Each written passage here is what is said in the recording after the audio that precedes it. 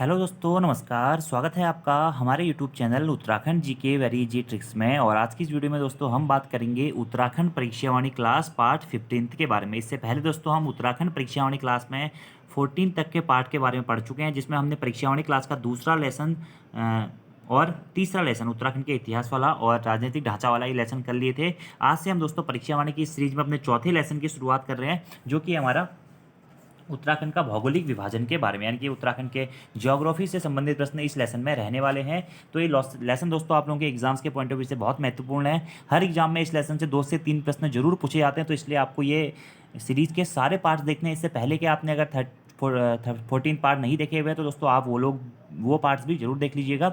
और आज से हम इस सीरीज़ का 15वां पार्ट शुरू कर रहे हैं, जिसमें हम उत्तराखंड की भौतिक संरचना, जलवायु और प्राकृतिक आपदाओं, इन सब चीज़ों के बारे में बात करेंगे। तो चलिए शुरू करते हैं दोस्तों आज की इस वीडियो को। वीडियो पसंद आती है तो वीडियो को लाइक जरूर करें, कमेंट जरूर करें, अपने दोस्तों के साथ में भी वीडियो को जरूर शेयर करें, ठीक है। और दोस्तों अगर आप उत्तराखंड के आगामी एग्जाम से तो किसी भी प्रैक्टिस सेट के बैच से जुड़ना चाहते हैं, या फिर किसी भी ऑनलाइन कोर्स से जुड़ना चाहते हैं, या उत्तराखंड की ही special topic wise test series से जुड़ना चाहते हैं, तो प्ले स्टोर से हमारी एप्लीकेशन उत्तराखंड जी के वेरी इजी ट्रिक को डाउनलोड करके भी जुड़ सकते हैं। चलिए शुरू करते हैं दोस्तों वीडियो को। आज का हमारा पहला प्रश्न है, उत्तराखंड का सर्वाधिक क्षेत्रफल वाला जिला कौन सा है? नैनीताल, देहरादून, उत्तरकाशी या फिर चमोली?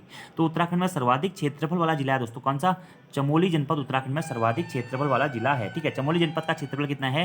8030 किलोमीटर स्क्वायर चमोली जनपद का क्षेत्रफल है। लेकिन दोस्तों एग्जाम में यह प्रश्न बहुत बार पूछा गया है, यूके ट्रिपल के द्वारा भी, यूके पीएससी के द्वारा। तो कभी कभी आप एग्जाम में ये देखेंगे कि उत्तरकाशी भी आंसर दिया हुआ रहता है। तो उत्तरकाशी उस कंडीशन में आंसर दिया हुआ रहता है जब आपका चमोली ऑप्शन में नहीं होता है। ये आपको याद रखना है कि उत्तराखंड का सर्वाधिक क्षेत्रफल वाला जनपद कौन सा है? चमोली ही है। और चमोली ऑप्शन में नहीं होगा तब आप उत्तरकाशी के साथ में जा सकते हैं। और चमोली जनपद का क्षेत्रफल है कितना? 8030 किलोमीटर स्क्वायर, ये आपको याद रखना है। वहीं आपसे अगर प्रश्न पूछा जाएगा कि उत्तराखंड का सर्वाधिक या सबसे कम क्षेत्रफल वाला जनपद कौन सा है, तो चंपावत जनपद दोस्तों उत्तराखंड का सबसे कम क्षेत्रफल वाला जनपद है। कौन सा? चंपावत जनपद। चंपावत जनपद का क्षेत्रफल कितना है? 1766 किलोमीटर स्क्वायर चंपावत जनपद का क्षेत्रफल है, ठीक है। और उत्तरकाशी जनपद का क्षेत्रफल कितना है? उत्तरकाशी जनपद का जो क्षेत्रफल दोस्तों वो है 8016 किलोमीटर स्क्वायर। तो सर्वाधिक क्षेत्रफल वाला जिला कौन सा हो जाएगा? वो हो जाएगा हमारा दोस्तों चमोली जनपद, ठीक है। अब यहीं से हम बात करते हैं कि उत्तराखंड का क्षेत्रफल कितना है, ठीक है। ये 2 प्रश्न एग्जाम में इस प्रकार के पूछे जाते हैं कि उत्तराखंड का क्षेत्रफल कितना है, उत्तराखंड की जनसंख्या कितनी है।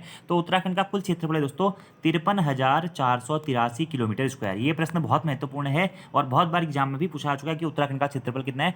53,483 किलोमीटर स्क्वायर दोस्तों उत्तराखंड का कुल क्षेत्रफल है, जो कि भारत के कुल क्षेत्रफल का कितना प्रतिशत है? 1.69% है। कितना है भारत के कुल क्षेत्रफल का? कितना है उत्तराखंड का प्रतिशत? 1.69% है। और क्षेत्रफल की दृष्टि से उत्तराखंड का सबसे बड़ा जिला है चमोली, और सबसे छोटा जिला है दोस्तों कौन सा? हमारा चंपावत जिला। वहीं आपसे अगर बात करें कि क्षेत्रफल के अनुसार उत्तराखंड का भारत में कौन सा स्थान है, ठीक है, यानी कि क्षेत्रफल की दृष्टि से उत्तराखंड भारत का कौन से नंबर का राज्य है, तो 18वें नंबर का स्थान है दोस्तों वर्तमान कंडीशन के अकॉर्डिंग। कौन सा है? 18वां स्थान है, ठीक है। बुक्स में आपको 19वां भी मिलेगा, लेकिन अभी आपको 18वां ही याद रखना है, क्योंकि हाल ही में एग्जाम में यह प्रश्न पूछा भी जा चुका था और आयोग ने भी आंसर हमारा 18वां ही माना है। इतने पॉइंट दोस्तों आपको डायरेक्टली याद रखने हैं। अगर हम उत्तराखंड के दोस्तों, उत्तराखंड आपको बताइए उत्तरी अक्षांश और पूर्वी देशांतर में स्थित है भारत की तरह। तो अगर बात करें तो उत्तरी अक्षांश पर उत्तराखंड का विस्तार कितना है, तो उत्तरी अक्षांश पर उत्तराखंड का विस्तार दोस्तों 28 डिग्री 43 मिनट से लेकर के 31 डिग्री 27 मिनट तक, ठीक है। उत्तरी अक्षांश पर उत्तराखंड का विस्तार है। और पूर्वी देशांतर पर उत्तराखंड का विस्तार कितना है?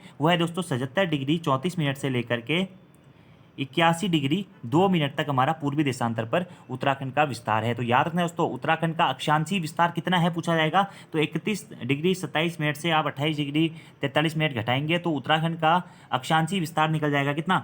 2 डिग्री 44 मिनट, ठीक है। और वहीं उत्तराखंड का देशांतरी विस्तार है कितना पूछा जाएगा, तो अगर आप 81 डिग्री 2 मिनट में से 77 डिग्री 34 मिनट घटाएंगे तो उत्तराखंड का देशांतरी विस्तार निकल जाएगा कितना दोस्तों? 3 डिग्री 28 मिनट। तो ये प्रश्न बहुत बार एग्जाम में पूछाते हैं, उत्तराखंड का अक्षांशीय विस्तार कितना है?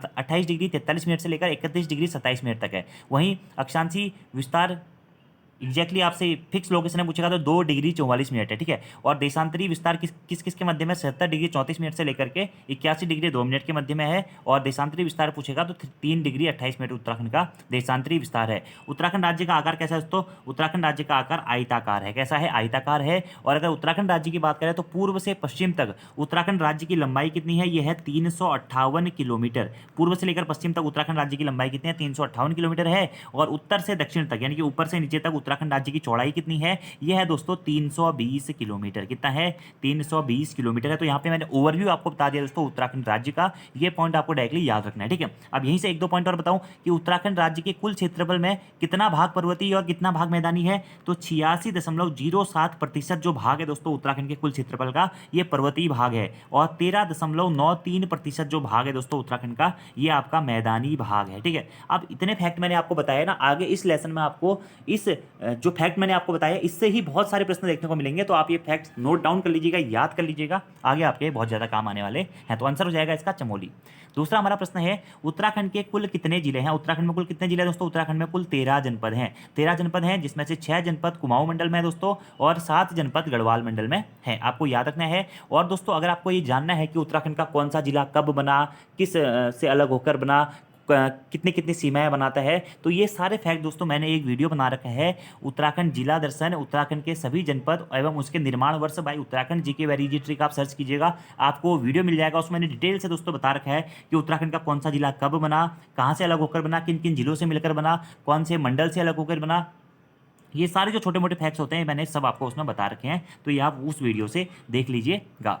तीसरा हमारा प्रश्न है, निम्नलिखित में से कौन सा भूकंप सर्वाधिक तीव्रता का था, ठीक है। कपकोट 1958 का, धारचूला 1980 का, उत्तरकाशी 1991 का, या फिर चमोली 1999 का, ठीक है। तो इसमें से दोस्तों सबसे अधिक या सर्वाधिक तीव्रता का भूकंप था चमोली का 1999 का भूकंप, जिसकी तीव्रता थी दोस्तों कितनी, 6.8। कितनी थी, रिएक्टर स्केल पर इसकी तीव्रता कितनी नापी गई थी, 6.8 नापी गई थी, ठीक है। उत्तरकाशी में भी भूकंप आया था 1991 में, इसकी तीव्रता क्या थी दोस्तों, इसकी तीव्रता थी 6.6, ठीक है। धारचूला में 1980 में जो भूकंप आया था इसकी तीव्रता कितनी थी, 6.5 थी। कपकोट वाली की भी 6.5 के आसपास में थी। तो सर्वाधिक तीव्रता का भूकंप कौन सा हो जाएगा, चमोली वाला हो जाएगा, ठीक है। दोस्तों देखिए यहाँ से एक बार एग्जाम में प्रश्न भी पूछा जा चुका है।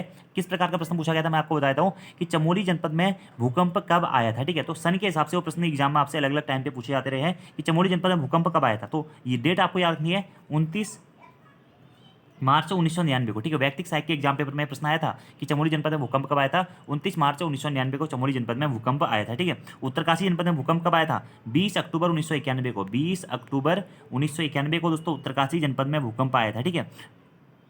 इसी के साथ पूछा जाता है कि बद्रीनाथ में सबसे मतलब तेज तीव्रता वाला भूकंप कब आया था, तो 1 सितंबर 1803, 1 सितंबर 1803 को दोस्तों बद्रीनाथ में 9.0 रिएक्टर स्केल का भूकंप आया हुआ था, ठीक है।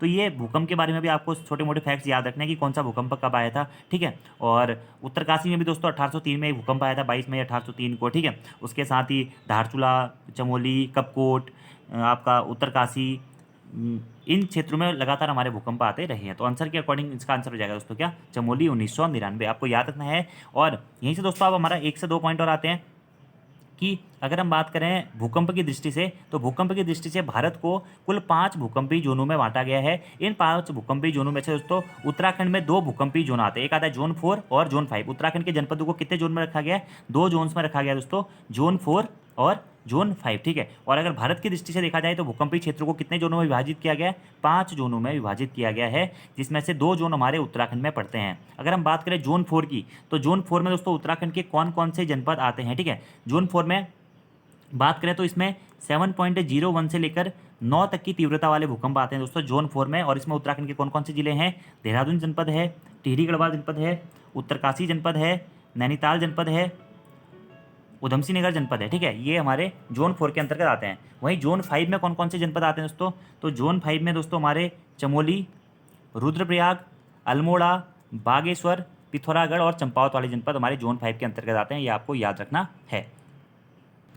अगला हमारा प्रश्न है दोस्तों, चौथा प्रश्न है, उत्तराखंड के किस भाग में पाताल तोड़ या स्रोत कुएं पाए जाते हैं। और यह प्रश्न दोस्तों बहुत बार एग्जाम में आया हुआ है, पीसीएस प्री में आया है, यूके ट्रिपल में भी 4 से 5 बार यह प्रश्न पूछा जा चुका है। भाबर क्षेत्र में, तराई क्षेत्र में, शिवालिक पहाड़ियों में, या उपरोक्त में से कोई नहीं। तो तराई क्षेत्र में दोस्तों पाताल तोड़ कुएं पाए जाते हैं। किस क्षेत्र में पाताल तोड़ कुएं पाए जाते हैं दोस्तों, तराई क्षेत्र में पाताल तोड़ कुएं पाए जाते हैं।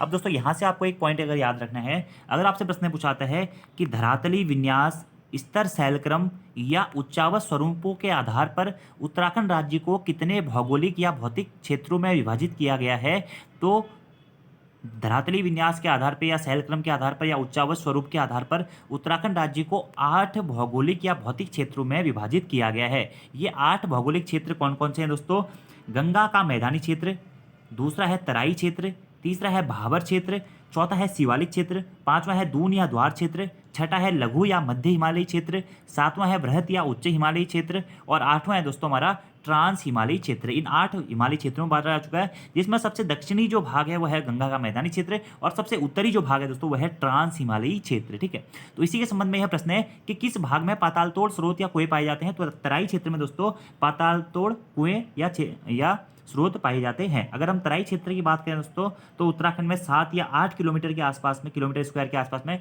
तराई क्षेत्र का विस्तार पाया जाता है, जो कि गंगा के मैदान के उत्तर में स्थित है तथा भाबर क्षेत्र के दक्षिण में स्थित है क्या तराई क्षेत्र। ठीक है, और उत्तराखंड के कुल 20 से 30 किलोमीटर के क्षेत्र तक यह तराई क्षेत्र हमारा फैला हुआ है।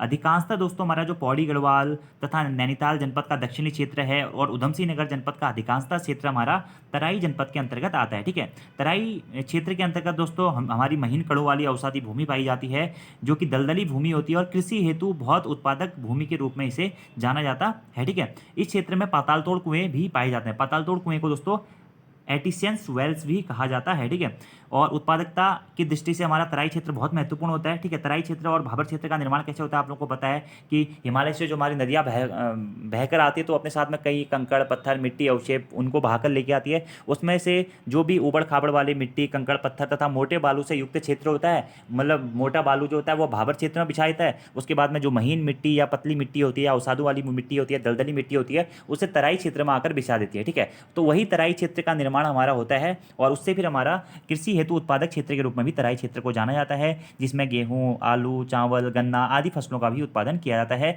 उत्तराखंड में अधिकांशतः जो हमारा दोस्तों उधमसिंह नगर जनपद वाला एरिया ना, वहाँ पर हमारा तराई क्षेत्र के अंतर्गत वह पाया जाता है। ठीक है, और 20 से 30 किलोमीटर स्क्वायर तक, मतलब 30 किलोमीटर तक की चौड़ाई में ही पाया जाता है और 7 किलोमीटर स्क्वायर तक तराई क्षेत्र का हमारा टोटल विस्तार उत्तराखंड में पाया जाता है। अभी 7 किलोमीटर स्क्वायर वाला डाटा भी दोस्तों एग्जैक्ट नहीं है, अलग अलग किताबों में आपको अलग अलग देखने को मिलेगा। और तराई क्षेत्र का जो निर्माण होता है वह महीन कड़ों वाले अवसादों से होता है, यानी कि महीन कड़ों वाली मिट्टी से होता है। ये आपको याद रखना है। पाताल तोड़ कुएं पाए जाते हैं।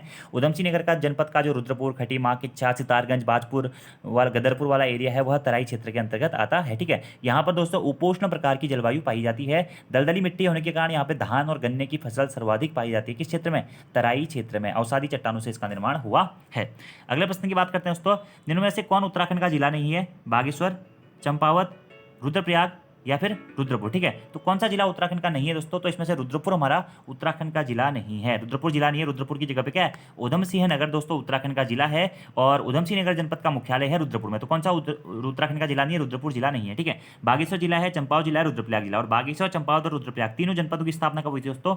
1997 में। 1997 में बागेश्वर, रुद्रप्रयाग तथा चंपावत जनपद का गठन किया गया था।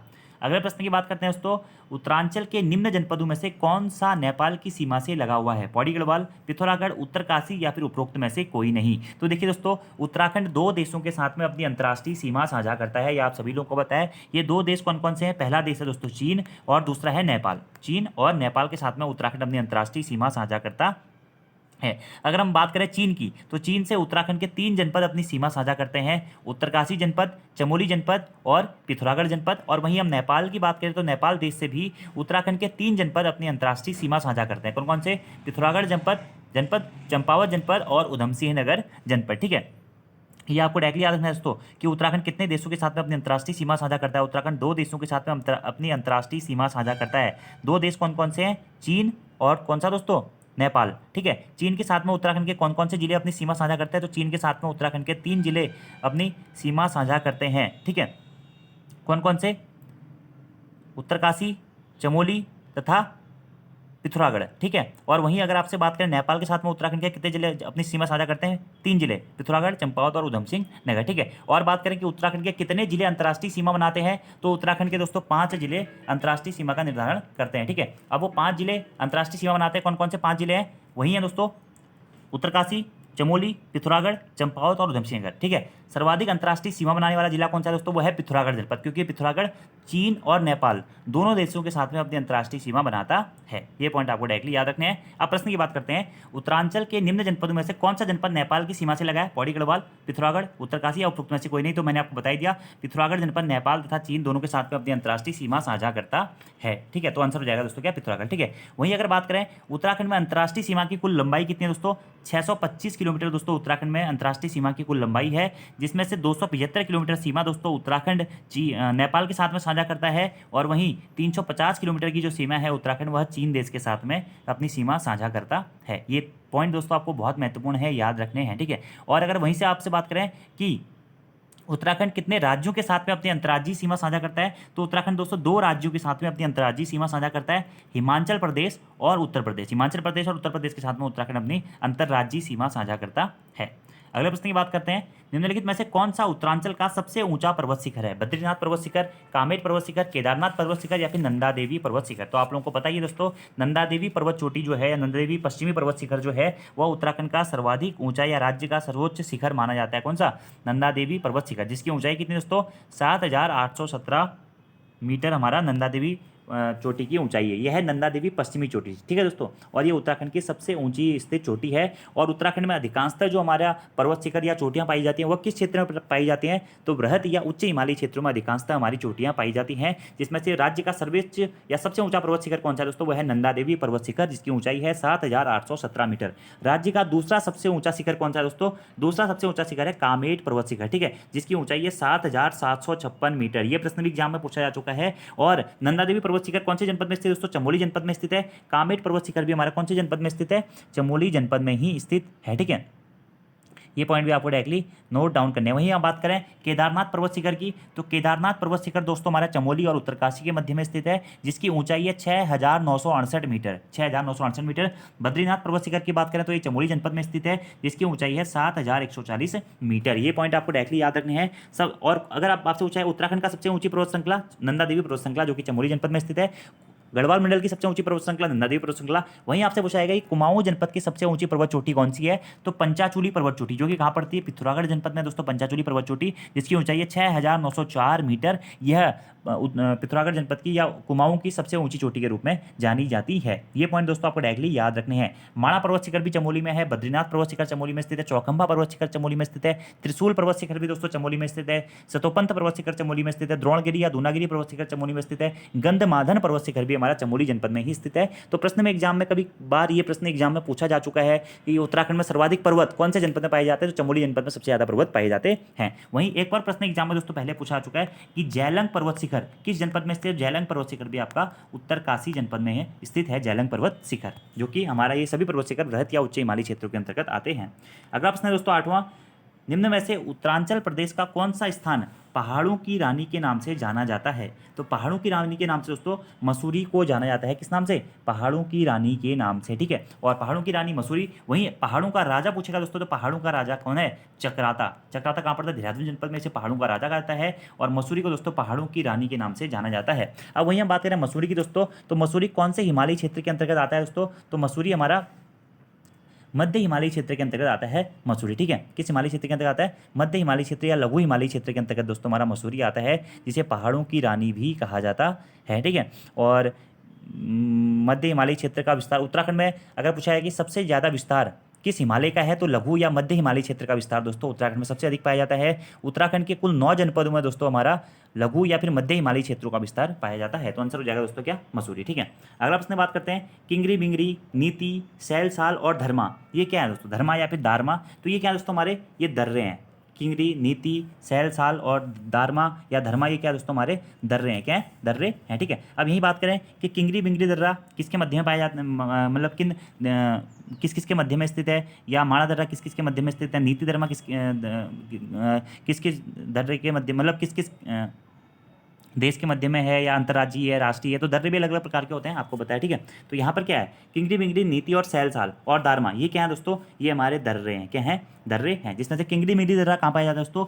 चमोली और तिब्बत के मध्य में किंगरी बिंगरी दर्रा पाया जाता है, ठीक है। लेकिन दोस्तों बहुत सारी किताबों में आप इसे पिथौरागढ़ और तिब्बत के मध्य में भी देखेंगे, ठीक है। पिथौरागढ़ और तिब्बत, अगर चमोली और तिब्बत के संदर्भ में नहीं आएगा ना किंगरी बिंगरी दर्रा किस जनपद में स्थित है, तो चमोली और तिब्बत के मध्य में स्थित है। वैसे तो अगर ये ऑप्शन में नहीं होता है तो आपको पिथौरागढ़ और तिब्बत सही करना है, ठीक है। बाकी नीति दर्रा की बात करें तो नीति दर्रा भी चमोली और तिब्बत के मध्य में ही स्थित है। कौन सा? नीति दर्रा, ठीक है। वहीं अगर हम बात करें धर्मा दर्रा या फिर दारमा दर्रा भी दोस्तों इसे बोलते हैं, यह दोस्तों कौन सा? पिथौरागढ़ और तिब्बत के मध्य में स्थित है दर्रा। पिथौरागढ़ और तिब्बत के मध्य में यह दर्रा स्थित है, ठीक है। वही बात करें दोस्तों सैलसाल दर्रा, या फिर इसको हम कह सकते हैं सलसला दर्रा, ठीक है। तो ये किस जनपद के मध्य में स्थित है? तो ये भी दोस्तों चमोली और तिब्बत के मध्य में ही स्थित है सलसला दर्रा, ठीक है। तो किंगरी बिंगरी, नीति, सैलसाल और दारमा ये क्या है? उत्तराखंड के प्रसिद्ध दर्रे हैं। तो दर्रों से दोस्तों एक प्रश्न एग्जाम में हमेशा पूछा जाता है। नीति, किंगरी बिंगरी, माणा, डुंगरीला, बालचा, सलसल, तुंजुम, कोई, भ्यूंडार, चोरहोती, लमलंग, घाटलिया, ये जो दर्रे हैं चमोली और तिब्बत के मध्य में स्थित हैं। ऐसे ही दारमा, नवीधुरा, मानसिया, लंपियाधुरा, ऊंटा जयंती दर्रा, लिपुलेख दर्रा, गुंजी दर्रा, यह पिथौरागढ़ और तिब्बत के मध्य में स्थित दर्रे हैं। ऐसे थागला, मुलिंगला, नेलंग और सांगचोकला, यह उत्तरकाशी और तिब्बत के मध्य में स्थित दर्रे हैं। और ये अंतर्राष्ट्रीय दर्रे हैं दोस्तों, जो कि अन्य देशों के साथ में अपनी सीमा साझा करते हैं। तो ये आपको याद रखना है। और दर्रों को ही उत्तराखंड में गिरिद्वार, धुरा पास और हिमद्वार नाम से भी जाना जाता है। किस नाम से? गिरिद्वार, धुरा पास, हिमद्वार और दर्रों के नाम से इसे जाना जाता है, ठीक है। और दर्रे किस क्षेत्र में पाए जाते हैं दोस्तों? तो दर्रे हमारे अधिकांशतः जो है वह ट्रांस हिमालयी क्षेत्रों के अंतर्गत पाए जाते हैं, जैक्सर श्रेणी या जैक्सर पर्वत श्रृंखला वाले में। इसी के साथ साथ में अगर हम बात करें वृहत हिमालय या उच्च हिमालयी क्षेत्रों के और ट्रांस हिमालयी क्षेत्रों के बीच में भी हमारे दर्रे पाए जाते हैं, ठीक है। दर्रे क्या होते हैं? मतलब दो पहाड़ों के बीच में ऐसे स्थान जो कि एक स्थान से दूसरे स्थान तक जाने के लिए पहले मार्ग के रूप में प्रयोग किए जाते थे, उसी को हम दर्रे, गिरिद्वार नाम से भी जानते हैं। ये पॉइंट आपको याद रखने हैं, एग्जाम्स के पॉइंट ऑफ व्यू से इंपॉर्टेंट है। अगले प्रश्न की बात करते हैं। राज्य में नाहन पर्वत श्रृंखलाएं कहाँ स्थित हैं दोस्तों? तो राज्य में नाहन पर्वत श्रृंखलाएं दोस्तों हमारा कहाँ स्थित है? हल्द्वानी के पास में नाहन पर्वत श्रृंखलाएं स्थित हैं, ठीक है। कहाँ पे? हल्द्वानी के पास में। अगले प्रश्न की बात करते हैं। राज्य में दारमा और व्यास घाटियों को जोड़ने वाला दर्रा कौन सा है? तो मैंने आपको थोड़ी देर पहले ही बताया था दोस्तों, दारमा और व्यास घाटियों को जोड़ने वाले दर्रे के रूप में दोस्तों सिनला दर्रा जाना जाता है। कौन सा? सिनला दर्रा जाना जाता है, सिनला दर्रा, ठीक है। तो दर्रों वाली जो टॉपिक है बहुत महत्वपूर्ण है, ठीक है। तो एक दो दर्रे और बता देता हूँ मैं आपको कि दारमा और व्यास घाटियों को जोड़ने वाला दर्रा कौन सा दोस्तों? ये है सिनला दर्रा। कौन सा है? सिनला दर्रा है, जो कि पिथौरागढ़ जनपद में ही स्थित है, ठीक है। यहीं आपसे प्रश्न पूछा जा सकता है दोस्तों कि उत्तरकाशी और हिमाचल प्रदेश को जोड़ने वाला दर्रा कौन सा है? तो उत्तरकाशी और हिमाचल प्रदेश को जोड़ने वाला दर्रा है सरंगकंठ दर्रा। कौन सा? सरंगकंठ दर्रा उत्तरकाशी और हिमाचल प्रदेश को जोड़ता है, ठीक है। पिथौरागढ़ और चंपावत को जोड़ने वाला दर्रा कौन सा है दोस्तों? तो पिथौरागढ़ और चंपावत को जोड़ने वाला दर्रा है लासपा दर्रा। कौन सा है? लासपा दर्रा है पिथौरागढ़ और चंपावत को जोड़ने वाला, ठीक है। वहीं पूछा जाएगा आपसे पिथौरागढ़ और बागेश्वर को जोड़ने वाला दर्रा कौन सा है दोस्तों? ये है ट्रेल पास दर्रा। ट्रेल पास दर्रे की खोज ट्रेल के द्वारा की गई थी कब? 1830 में। ट्रेल पास दर्रा पिथौरागढ़ और बागेश्वर के मध्य में स्थित है। बागेश्वर और चमोली के मध्य में स्थित दर्रा पूछा जाएगा तो यह है दोस्तों हमारा सुंदर ढूंगा दर्रा, जो कि बागेश्वर और चमोली के मध्य में स्थित है। उत्तरकाशी और चमोली के मध्य में पूछा जाएगा दोस्तों तो ये है हमारा कालिंदी दर्रा, उत्तरकाशी और चमोली के मध्य में स्थित है। मानसरोवर यात्रा के लिए प्रसिद्ध दर्रा कौन सा है पूछा जाएगा दोस्तों? तो लिपुलेख दर्रा मानसरोवर यात्रा के लिए प्रसिद्ध दर्रा है, जो कि पिथौरागढ़ और तिब्बत के मध्य में स्थित है, ठीक है। ऐसे ही कुंवारी पास दर्रा किस जनपद में स्थित है पूछा जाएगा दोस्तों? तो चमोली जनपद में हमारा कुंवारी पास दर्रा स्थित है। ये सारे पॉइंट आप लोग को याद रखने हैं, इंपॉर्टेंट है एग्जाम्स के पॉइंट ऑफ व्यू से। तो आंसर हो जाएगा इसका सिनला दर्रा। अगला प्रश्न देखिए, राज्य के किस जिले के दर्रों से तिब्बत और नेपाल के बीच व्यापार होता था? तो पिथौरागढ़ जनपद में दोस्तों जो हमारे दर्रे थे उन्हीं दर्रों से तिब्बत और नेपाल के मध्य में व्यापार होता था, पिथौरागढ़ जनपद में स्थित दर्रों के मध्य से। अब पिथौरागढ़ और तिब्बत के मध्य में दर्रे कौन से थे? जैसे कि लिपुलेख दर्रा, गुंजी दर्रा, दारमा दर्रा, धर्मा दर्रा, नवीधुरा दर्रा, मानसिया दर्रा, लंपियाधुरा दर्रा, ऊंटा जयंती दर्रा, दर्रा, जयंती दर्रा, ये सभी पिथौरागढ़ जनपद में स्थित हैं। और इन्हीं जनपद दर्रों से दोस्तों हमारा नेपाल के साथ में प्राचीन समय पे व्यापार होता था, ठीक है। नेपाल या फिर चीन के साथ भी आप कह सकते हैं। अगला प्रश्न है, उत्तराखंड के निम्न पर्वतों में से सबसे ऊंची पर्वत चोटी कौन सी है दोस्तों? तो नंदा देवी पर्वत चोटी। नंदा देवी पश्चिम में हमारी उत्तराखंड की सबसे ऊंची पर्वत चोटी है, जो कि मैंने आपको बता ही दिया है, ठीक है। अब यहीं पे एक पॉइंट ये भी है दोस्तों, देखिए कि दूनागिरी पर्वत श्रृंखला किस जनपद में स्थित है? दूनागिरी मंदिर दोस्तों हमें बताया कि किस जनपद में स्थित है? अल्मोड़ा जनपद में स्थित है। अल्मोड़ा जनपद के द्वाराहाट में हमारा दूनागिरी मंदिर स्थित है। और वहीं अगर आपसे प्रश्न पूछा जाता है कि दूनागिरी जो पर्वत शिखर है वह किस जनपद में स्थित है? यह चमोली जनपद में स्थित है दोस्तों। क्या? दूनागिरी पर्वत शिखर, जिसकी ऊंचाई है 7066 मीटर, 7066 मीटर, ठीक है। इसे द्रोणगिरी दर्रे के नाम से भी जाना जाता है, ठीक है। और एक और इंपॉर्टेंट है त्रिशूल दर्रा, त्रिशूल पर्वत, ठीक है, पर्वत कहाँ पड़ता है? चमोली जनपद में है त्रिशूल पर्वत, जिसकी ऊंचाई कितनी है? 7120 मीटर है। अगले प्रश्न की बात करते हैं दोस्तों, बद्रीनाथ स्थित है या बद्रीनाथ पर्वत स्थित है या बद्रीनाथ स्थल स्थित है किस जनपद में? चमोली जनपद में दोस्तों हमारा बद्रीनाथ स्थित है। 4 धामों में से एक प्रसिद्ध धाम के रूप में बद्रीनाथ धाम को जाना जाता है। तो बेसिक सा क्वेश्चन है, ठीक है। रुद्रप्रयाग जनपद में कौन कौन सी धाम स्थित है? केदारनाथ धाम दोस्तों हमारा रुद्रप्रयाग जनपद में स्थित है। उत्तरकाशी जनपद में कौन कौन सी धाम स्थित है? यमुनोत्री और गंगोत्री धाम दोस्तों हमारा उत्तरकाशी जनपद में स्थित है। अगले प्रश्न की बात करते हैं, निम्न में से राज्य की सबसे ऊंची हिमाच्छादित पर्वत चोटी कौन सी है? तो सबसे ऊंची पूछे या सबसे ऊंची हिमाच्छादित पर्वत चोटी पूछे है तो उसका आंसर दोस्तों आपका एक ही रहने वाला है, वो है नंदा देवी पर्वत चोटी। नंदा देवी पश्चिमी पर्वत चोटी जिसकी ऊंचाई है 7,817 मीटर। तो आंसर हो जाएगा नंदा देवी। ठीक है, अब यहाँ पे आपका होमवर्क का क्वेश्चन है कि चंगोरी जो पर्वत है वह किस जनपद में स्थित है? उत्तराखंड के। ठीक है, बाकी दोस्तों आपके होमवर्क के मैं 3 क्वेश्चन आप लोगों को दे रहा हूँ आज। आपका होमवर्क का पहला क्वेश्चन है कि फूलों की घाटी किस क्षेत्र में स्थित है? मैंने आपको बता ही दिया है। राज्य में दून किसे कहा जाता है? इसका आंसर भी आपको कमेंट बॉक्स में देना है। और उत्तराखंड का कौन सा क्षेत्र भूस्खलन के मामलों में अत्यधिक सुविधा जोन में आता है? इसका आंसर भी आपको कमेंट बॉक्स में देना है। और दोस्तों आपको आज की वीडियो कैसी लगी, एक्सप्लेनेशन कैसा लगा, जरूर बताइएगा। मेरे हिसाब से दोस्तों आपकी ये वीडियो जो है वो बेस्ट वीडियोज हैं आप लोगों के रिवीजन करने के लिए। और अगर आप इन वीडियोज़ को कंटिन्यूसली फॉलो करते हैं, अच्छे से पढ़ते हैं, अच्छी तरीके से सीरियस होकर अटैम्प्ट करते हैं, तो एग्जाम में आप लोगों के मैक्सिमम क्वेश्चन सही हो जाएंगे दोस्तों। 25 से 30 प्रश्न आपको 40 में से हमारी वीडियो से ही देखने को मिल जाएंगे। तो आप इन वीडियोज़ को जरूर देख लीजिएगा। बाकी एक और चीज़ मैं कहना चाहूँगा, अगर आप लोग उत्तराखंड को लेकर थोड़ा सा कन्फ्यूज हैं, उसकी प्रैक्टिस को लेकर कन्फ्यूज हैं, तो हमारा दोस्तों Uttarakhand topic wise test series करके एक बैच हमारा लॉन्च हुआ है हमारी application Uttarakhand GK very easy trick में। आप उस बैच को जुड़ के दोस्तों वहाँ से बुक से आप अपना पोर्शन तैयार करके वहाँ से अटैम्प्ट कर सकते हैं। धन्यवाद। बाकी दोस्तों वीडियो पसंद आती है वीडियो को लाइक जरूर करें, कमेंट जरूर करें, अपने दोस्तों के साथ में भी जरूर शेयर करें। Thank you.